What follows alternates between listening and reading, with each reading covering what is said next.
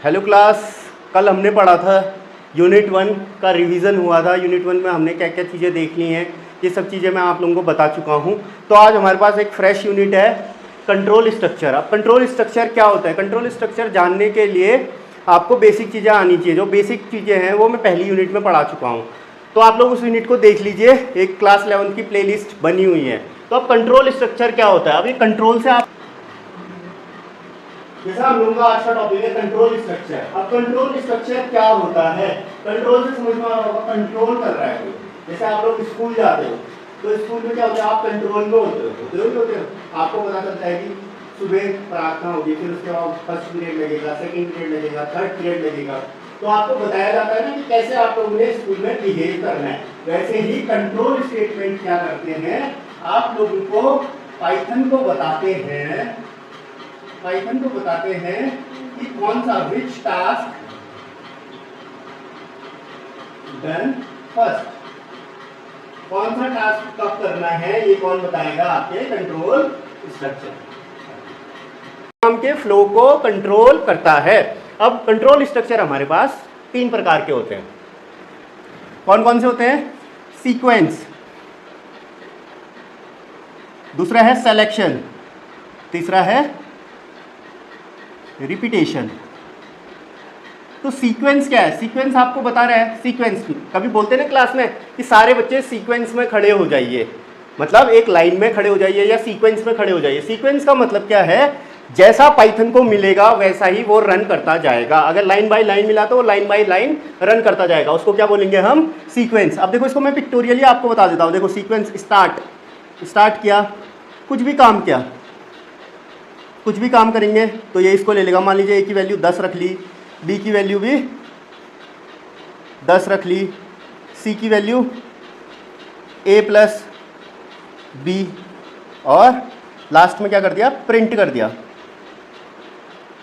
और फिर उसके बाद स्टॉप। तो ये एक सीक्वेंस है। जैसे आप चाय बनाते हो ना, उसका एक सीक्वेंस है। पहले पतीला गैस में रखा, फिर गैस जलाई, फिर पानी डाला, सीक्वेंस वाइज होगा। वैसे ही इसमें क्या होता है, ये सीक्वेंस वाइज कर रहे हैं। पाइथन को जैसा दिया वैसा उसने सीक्वेंस, सबसे पहले स्टार्ट किया, ए की वैल्यू 10 रख दी, बी की वैल्यू 10 रख दी, C is equal to A plus B हो गया, प्रिंट सी हो गया, फिर स्टॉप हो गया। तो ये क्या है, हमारा सीक्वेंस में कोई काम हो रहा है तो उसको क्या बोलेंगे, सीक्वेंस वाइज जो काम हो रहा है। कंट्रोल स्ट्रक्चर सीक्वेंस वाइज जा रहा है, पहले स्टार्ट, फिर ए की वैल्यू, फिर बी, फिर सी, फिर प्रिंट सी, फिर स्टॉप। ये हो गया सीक्वेंस वाइज काम, ठीक है।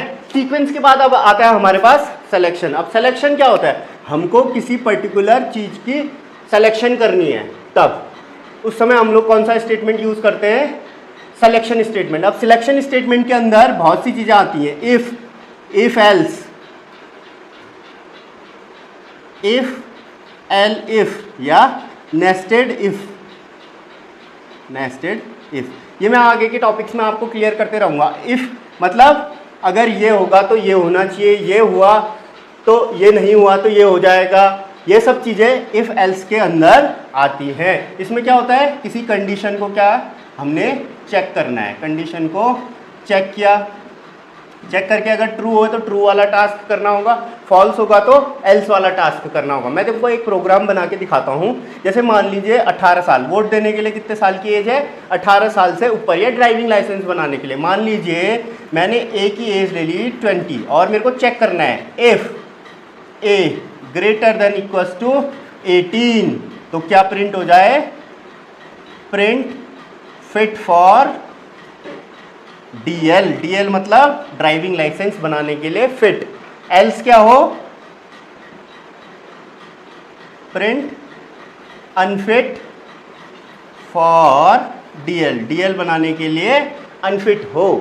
ये देखो, ये हो गया हमारा सिलेक्शन स्टेटमेंट। मैं इसको एक पिक्टोरियली भी दिखा देता हूँ आपको। देखो स्टार्ट किया मैंने प्रोग्राम, सबसे पहले क्या किया मैंने, इनपुट किया ए की वैल्यू। हमेशा इनपुट के लिए आप ये याद रख लेना, फ्लो चार्ट में पढ़ा होगा, पैरेललोग्राम का इस्तेमाल होता है, पैरेललोग्राम। ए की वैल्यू मैंने कितनी कर दी, 20। उसके बाद क्या किया, चेक किया, क्या चेक किया, अगर ए की value greater than equals to 18 है तो ट्रू वाली कंडीशन में चले जाएगा। ये ट्रू वाली कंडीशन मैंने बना दी, तो क्या आए प्रिंट में, फिट फॉर डीएल। एल्स क्या आए, फॉल्स वाली कंडीशन में हमारे पास अनफिट फॉर DL, और लास्ट में ये दोनों कहाँ जाएंगे, स्टॉप हो जाएगा प्रोग्राम। ये देखो हुआ, यहाँ पे कंडीशन चेक वाली बात हो रही है। सिलेक्शन, जब हमने सीक्वेंस देखा था तो स्टेप बाय स्टेप जो स्टेप हम उसको दे रहे थे वो करता जा रहा था, लेकिन इसमें क्या है, सिलेक्शन का है। जो कंडीशन चेक करेगा, कंडीशन के हिसाब से वो स्टेटमेंट रन करेगा। अब तीसरा कंट्रोल स्टेटमेंट है हमारे पास आइट्रेशन। आइट्रेशन मतलब क्या होता है, जब कोई भी काम हमें बार बार करना होता है अंडर अ सर्टेन कंडीशन, तब क्या होता है वहाँ पे हम लोग इस्तेमाल करते हैं आइट्रेशन का। जैसे आप लोगों का घर बन रहा होता है ना, घर बन रहा होता है तो हम लोग क्या करते हैं, सड़क के किनारे बहुत सारे ईंट फेंक देते हैं, और आप क्या करते हो, एक ही काम को बार बार करते हो। आप कुछ लोगों के द्वारा उन ईंटों को अपने घर के पास लेके आते हो। कब तक लाते हो, जब तक वो ईंट खत्म ना हो जाए। तो वैसा ही हम आइट्रेशन में करते हैं, स्टेप्स को रिपीट करते हैं, स्टेप्स को रिपीट करते हैं। कब तक, अंडर सर्टेन कंडीशन। कुछ कंडीशन तक हम स्टेप्स को रिपीट करते हैं तो उसको क्या बोलते हैं, iteration. Repetition of steps under certain condition is known as iteration. अब आइट्रेशन हमारे पास यहाँ दो प्रकार का होता है, एक फॉर, एक वाइल। इनको लूप भी बोला जाता है बेटे, इनको लूप बोला जाता है। पाइथन में हमारे पास दो ही प्रकार का होता है, फॉर और वाइल। अगर दूसरी लैंग्वेजों की बात करें तो उसमें डू वाइल भी होता है, डू वाइल भी होता है। तो अब हम फॉर लूप की एक हल्का सा मैं प्रोग्राम बना के दिखाता हूं। मेरे को 1 से लेके 10 तक नंबर प्रिंट कर रहे हैं, तो मैं क्या करूंगा, फॉर आई इन रेंज। इसमें रेंज की बात बाद में करेंगे, मैं आपको पूरा रेंज क्लियर करवाऊंगा। रेंज कहाँ से चलना है, 1 से लेके 10 तक पूरे प्रिंट होने चाहिए। तो क्या है, 1 से लेके 10 तक, भैया एक पीछे तक ले लेना, 11 तक चलवाओ, ठीक है, तब 10 तक प्रिंट करेगा। 1 to 10, और फिर हमने इसको क्या किया, प्रिंट आई। अब ये क्या करेगा, फॉर आई की पहली वैल्यू ये दे देगा, 1 से इनिशियलाइज करेगा। देखो 1 से, मैं इसको पूरा बताऊंगा। अगर मैं यहाँ पे 10 लेता तो क्या करता, 11 लेता तो क्या करता, इसको पूरा बताएंगे। पहली वैल्यू क्या कर देगा, आई की 1। ये देखो ऑटो इनिशियलाइज होता है, फॉर को हम ऑटोमेटिकली इनिशियलाइज हो जाता है। तो आई की वैल्यू 1, फिर आई की वैल्यू चेक करेगा 11 से कम है या नहीं है। ये कंडीशन कहाँ तक जाना है हमें, 11 तक। इसके बाद स्टेप का होता है, अगर मैं स्टेप 2 दूंगा तो 2 स्टेप में बढ़ेगा, ये 2 के गैप में बढ़ेगा। लेकिन हम लोग बात कर रहे हैं यहाँ पे सिर्फ, अगर मैंने यहाँ पे स्टेप नहीं दिया है तो 1 के स्टेप में बढ़ेगा। बाय डिफॉल्ट स्टेप क्या होता है इसका, 1।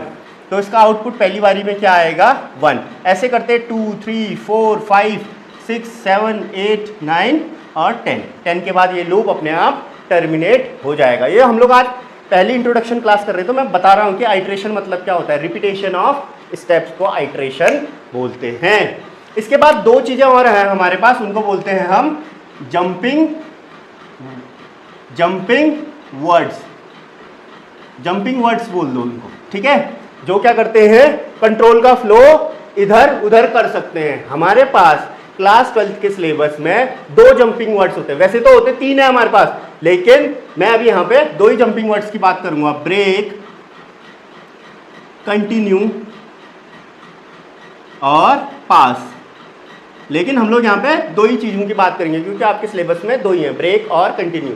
तो ब्रेक क्या करेगा, आपके लूप से बाहर आने के लिए ब्रेक कर देगा, वो लूप से बाहर आ जाएगा, ब्रेक कर देगा किसी पर्टिकुलर कंडीशन में। मान लीजिए उसके बाद हमको ये चलवाना ही नहीं, कभी सर्चिंग के समय में मान लीजिए जैसे हमको वो नंबर सर्च हो जाएगा, हम उसके बाद ब्रेक कर देंगे, वो लूप हमको चलाना ही नहीं है। अब कंटिन्यू क्या करेगा, कंटिन्यू ये करेगा कि आपको कोई एक पर्टिकुलर स्टेप को नहीं चलाना है, तो उस समय क्या करेगा, कंटिन्यू उस स्टेप्स को नहीं चलेगा, उसके बाद के स्टेप को वो चलाएगा। जैसे मान लीजिए मुझे 3 प्रिंट नहीं करना होता तो मैं वहाँ पे कंटिन्यू का इस्तेमाल करता। आप लोगों को बता देता हूँ आज हमने क्या क्या पढ़ा। कंट्रोल स्ट्रक्चर, कंट्रोल स्ट्रक्चर क्या होता है, ये कंट्रोल करता है फ्लो पाइथन के प्रोग्राम को कि कैसे चलना है, उसमें कैसे क्या करना है। अब कंट्रोल स्ट्रक्चर के अंदर हमारे पास 3 होते हैं, सीक्वेंस। सीक्वेंस क्या करता है, स्टेप बाय स्टेप चलता है हमारा। उसके बाद आता है हमारा सिलेक्शन। सिलेक्शन क्या करता है, कंडीशन को चेक करता है। उसके बाद आता है हमारा आइट्रेशन। आइट्रेशन क्या करता है, जब एक ही हमें एक ही टास्क को कई बार करना होता है। जब हमें टास्क को बार बार करना होता है तब हम आइटरेशन का इस्तेमाल करते हैं। आइटरेशन हमारे पास दो प्रकार के हैं, फॉर और व्हाइल। उसके बाद हम लोगों ने पढ़ा जंपिंग वर्ड्स। जंपिंग वर्ड्स ये क्या करते हैं, प्रोग्राम में आपके कंट्रोल को ऊपर नीचे कहीं भी ले जा सकते हैं एकदम से। इनको क्या बोलते हैं, ब्रेक और कंटिन्यू। होप कि आप लोगों को समझ में आ गया होगा। समझ में आ गया होगा तो आप लोग पुराने वीडियोस भी देखो और इसको अपने दोस्तों के साथ शेयर भी करो।